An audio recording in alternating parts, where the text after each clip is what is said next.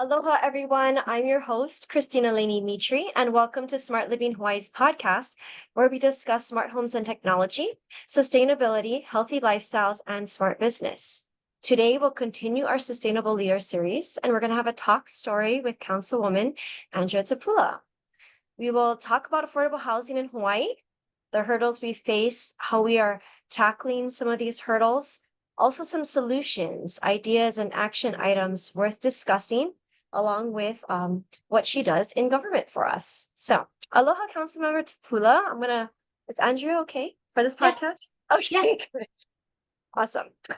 So, I usually do a little bio that she's given us ahead of time. So I'm going to go ahead and read that for everybody today. Before we begin, let me share here. Andria Tupola, Ph.D., was born in Kahuku, Oʻahu. She attended Kamehameha Schools and attended Brigham University in Utah. She holds a doctorate from the University of Hawaiʻi at Mānoa.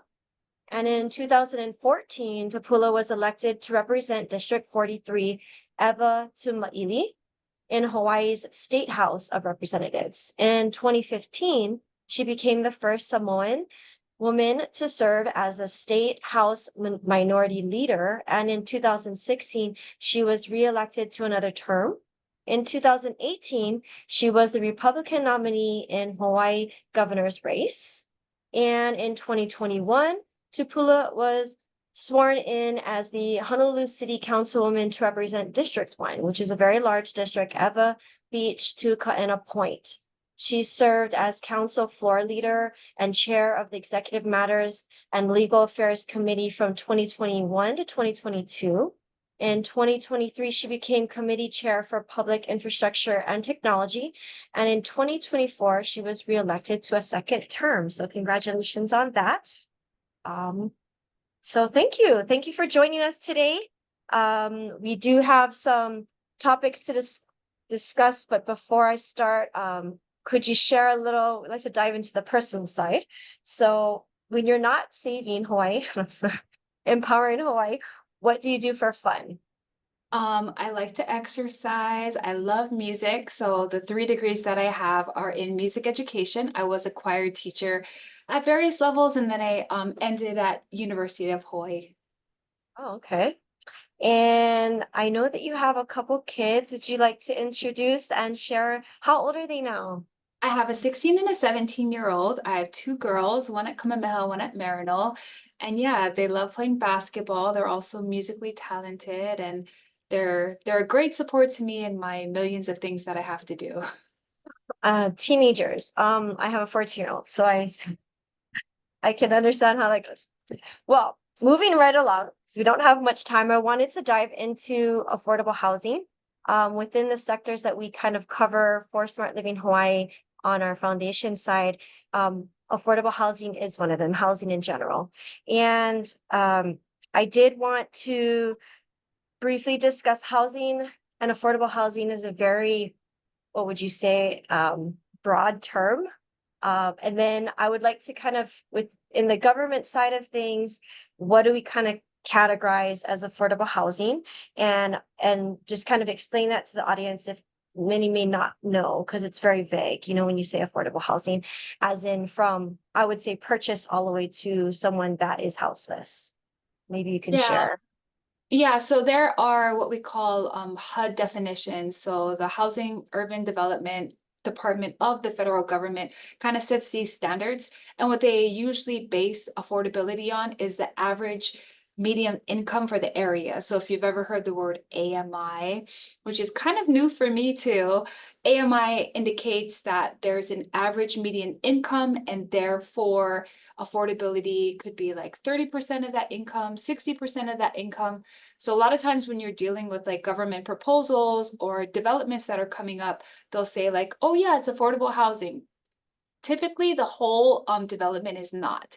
So usually there's like 100% of the development, 30% is required to be affordable, but even the 30%, sometimes they have it broken into brackets where maybe only a few units are at the lowest income level, and then there's a few that are at a mid-income level, and then a few that are above it.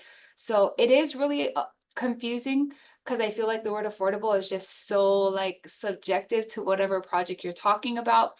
but also like some of the words I use, especially with homelessness and the groups that I associate with, is like deeply affordable. So I think for people that I work with on a regular basis, if they're getting Social Security, it's usually like 800. So I think anywhere between 5 to 800 for like a homeless person is that's pretty much their income level. And that's like notwithstanding other bills, right? Food bills or electric bills. So that's kind of at the lowest spectrum. And then of course we go all the way up. In my district, we have a middle range that's coming up at the Kapolei Parkway Village. And that one is about, I want to say it's for a studio around 800, and then for a 4-bedroom they're at 2100. That's super affordable. And then of course you have your, you know, your high-end properties.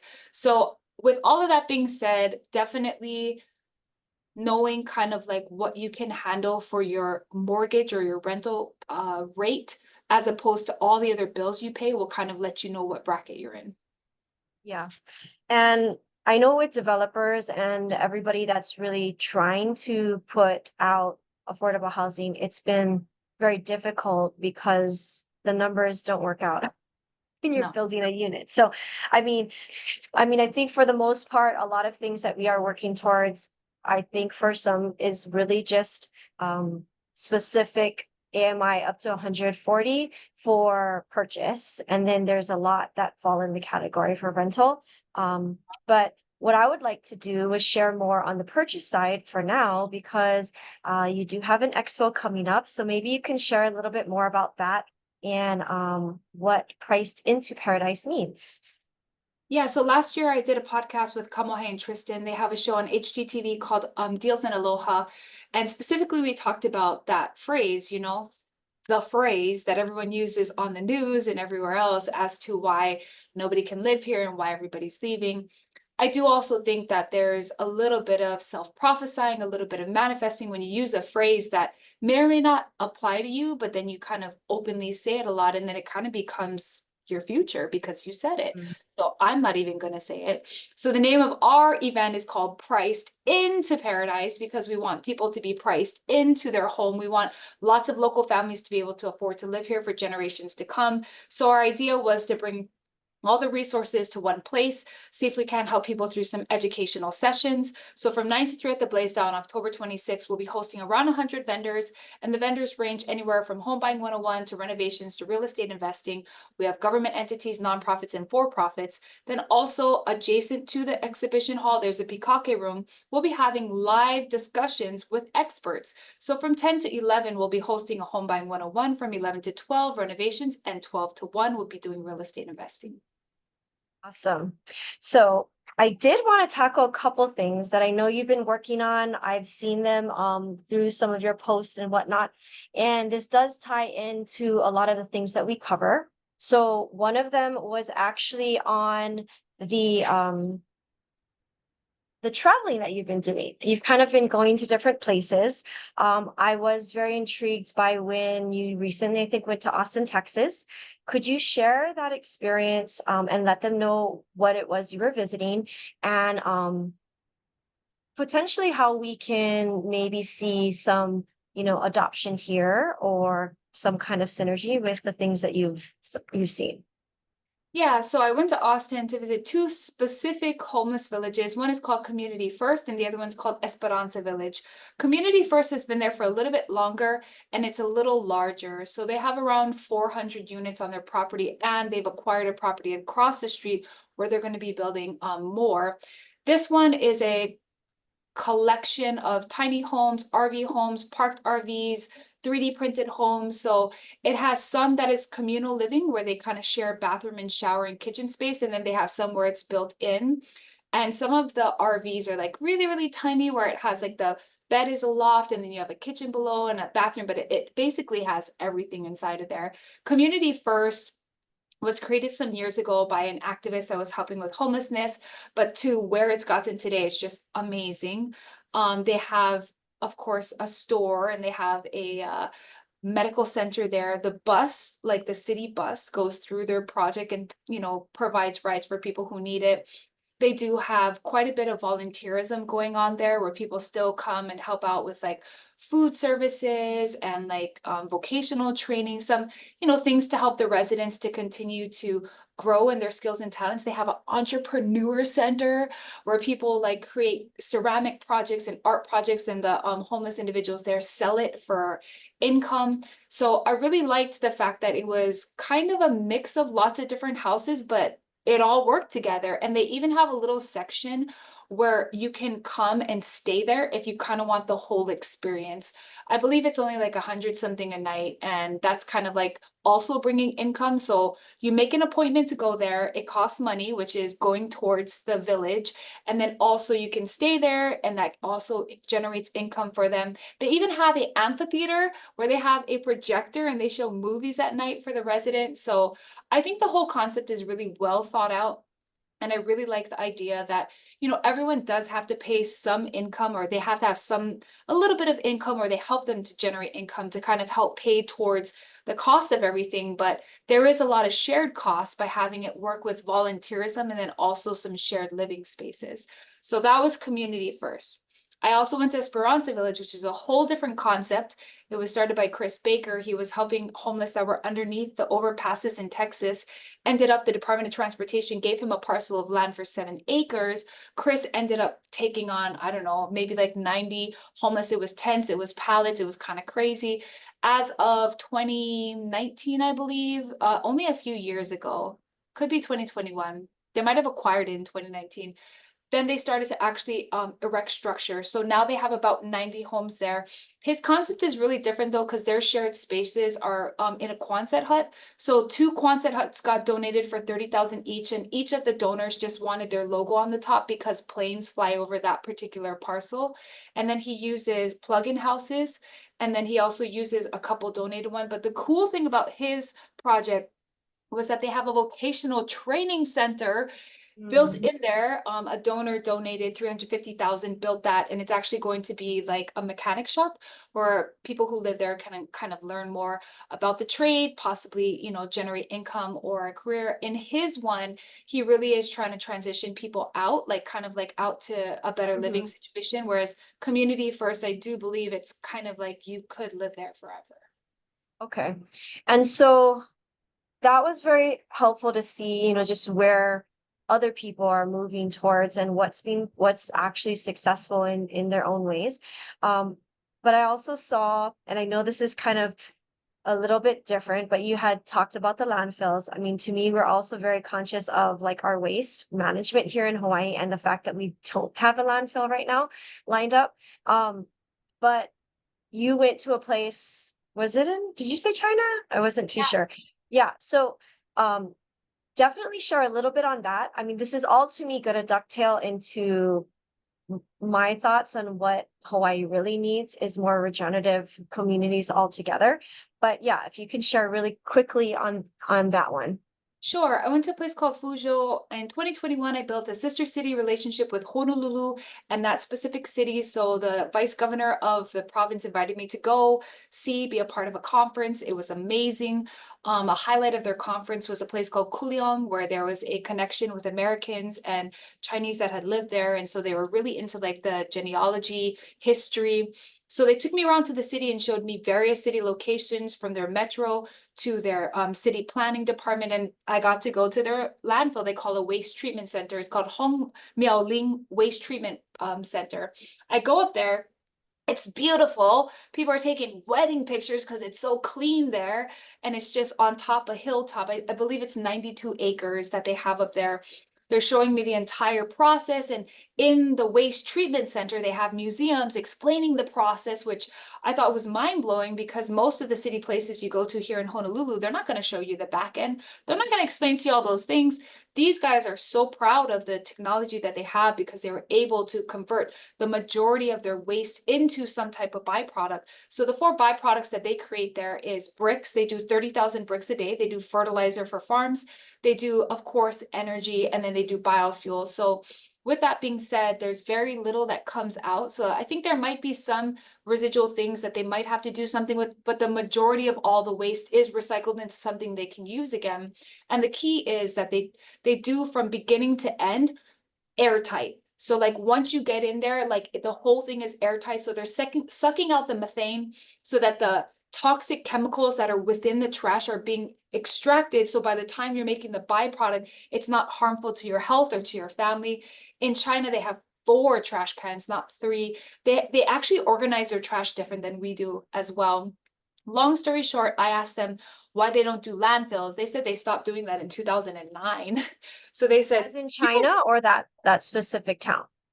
I don't know if it's all through China because I was only in one province, but in that Oh. specific province, they said they stopped doing landfills in 2009. So all the questions I was asking, they were like, How "Oh, much does this cost?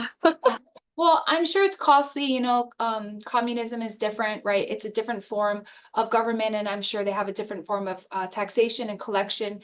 There's a lot less waste, I think, as far as government corruption and such. However, all I'm trying to say is that a lot of the questions I asked them, they said they had already asked themselves those questions, but like 20 years ago.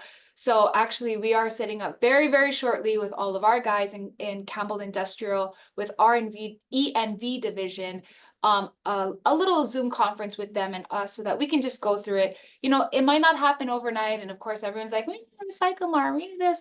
Like, we do need to do those things. But like, my question is like, why are we not getting down to the root of not having a landfill anymore? Because eventually we'll run out of space. I don't know if you know, but previous to the landfill we have, the other one was in Waianae. So both of them are in the district I represent. That area that's landfilled can never be used again for like 100-something years because of all of the gases that are escaping from it. You can't build on it, you can't live on it, you can't make a park on it. So eventually, if we keep doing it like this, we will run out of space in Hawaii. And that's not just our island.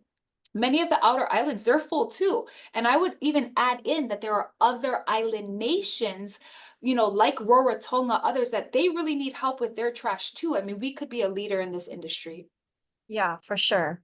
And the podcast that I just did previous to you was on composting and food compost, right? It's like, why are we not, I'm assuming that might be one of them because they're making fertilizer. So it's like, why are we not sorting and, you know, pulling aside like organic matter? So that's a whole nother story. But I kind of circle this back to you've also been on the land use ordinance. I don't know, is it a task force for the bill 10, which is now what, bill 64? I don't know what the latest is on that. Maybe do you have a quick Yeah. time Yeah. to So share? yeah, Bill 64 is still in the process of being amended. I do think that they were hopeful that it would get through second reading and then maybe we could pass it this year. I'm hoping we don't pass it this year. I think there are still quite a bit of amendments that need to be made specifically to the agricultural section, which is the one that I've been focusing on.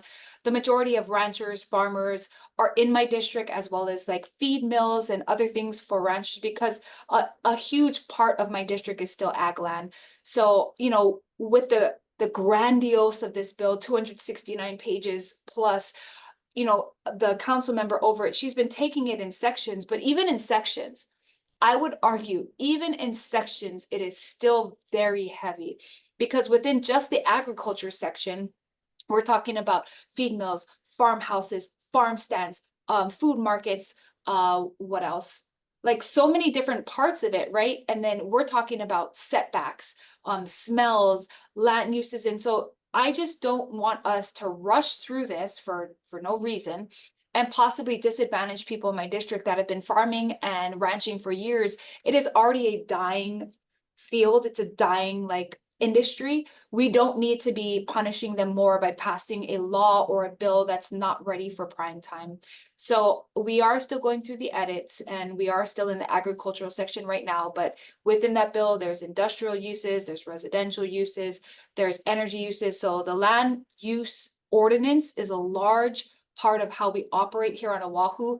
It's hard to understand, and I would argue that the way we're going about editing, it's also very hard to understand. Yeah. Well, when it comes to the ag, which is what I think I'm most like passionate about, because I feel our biggest hurdle is the fact that we are not producing enough food for our people. And there's so many hurdles along that, and that you say that it's a dying we can't have it be a dying. I mean, we need to turn that around to it being like, how can we amp this up? Because I don't know how else we will be sustainable here in our state if we are not producing food for ourselves. So within the communities that are being built, within the affordable housing communities, I mean, there are a lot of these really great ideas, but I also feel like food isn't really being brought into these communities like they should.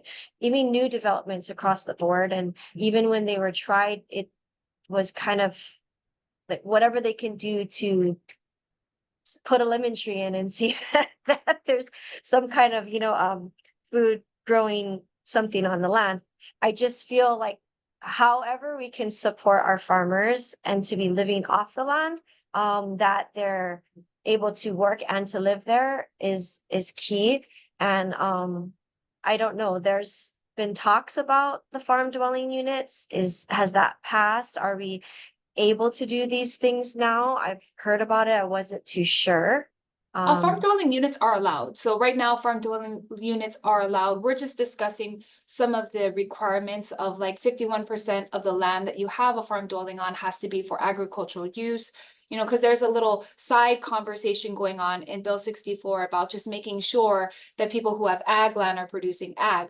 But there's the other argument, right? That there are many people in my district that have ag land that are not doing ag because almost all of Waianae is zoned ag. So it's not like every parcel of ag was meant or intended to have a farm but many of the rural areas of this island, if you're not in urban Honolulu, you're ag. So, those are the kind of things that I'm trying to sort through with verbiage, to make sure that people who have ag land that is farmable, that is usable, that they're using it. But for other people that it's zoned ag and, in our area, most of the ag parcels are by other ag parcels, we're not like ag and then apartment building. It's not like that. But where there is still an ability for them to use the majority of their land, because some of the setbacks within Bill 64 basically like almost eliminate half of the use of the land. If you make a 300-foot setback around somebody's property and they can only use that center part, then what are they left with? You're basically taking away people's land and the use of that land. So we are trying to strike that balance. I've been working with Ulupono Initiative, with Brian Miyamoto from Farm Bureau, with many farmers and ranchers that have their opinion, and of course their parcels of land that they've had for decades. So we are hoping that we can preserve it and support ag and support our farmers as much as possible. So when this does come into effect, like when it's actually done, it changes the land use.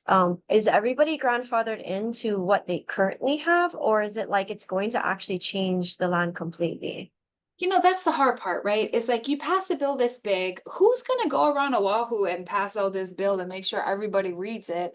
I mean, it's probably going to be a slow level of implementation where possibly DPP will have to work with individual landowners. And I'm guessing that if the bill does pass and there are things that are egregious or that are harmful, we're going to have to go back through and start amending things, because sometimes you don't even know the impact of a bill or a law until it's implemented and you're like, wow, it's doing the opposite of what we thought.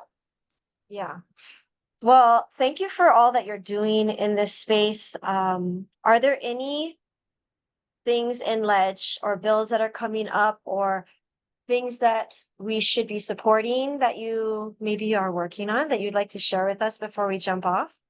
Oh yeah, sure. I am specifically working on bringing back an ag task force. So we used to have one actually for the city and county of Honolulu. So myself and Councilmember Kaʻena are introducing a resolution to reactivate that so we can have an actual task force of people that are recommending to DPP and to the city how to help and support farmers and ranchers. Secondly, I am working on a pound master bill. So the pound master used to be a thing back in the day where they go and collect stray cattle and whatnot. And long story short, I know it doesn't happen everywhere on the island, but it happens on my island. I mean, in my district, is there's definitely a need every now and then for people to gather loose cattle or animals that are stray. So that pound master bill I'm working on with the Ranchers Association, and they're helping me to write it. So I think aside from that, my event that's coming up next Saturday, of course, everyone's welcome to come. It's free with registration. I really think people are going to be delighted by the things that they learn there. I feel like I'm going to learn a lot when I go there. So I'm excited. We are going to record all 3 of the panels, and then I will be launching that out where people can subscribe or register, just so that we can make sure that we know who's getting it. There's a few questions that I've been asking everyone when they register, so that when this event's done, I can properly say this many local families came, this is their income level, this is how many children they had, these are people that wanted to rent versus own. So with that being said, I'm hoping if people can't come, that you can still access the recording that we'll be doing on that day.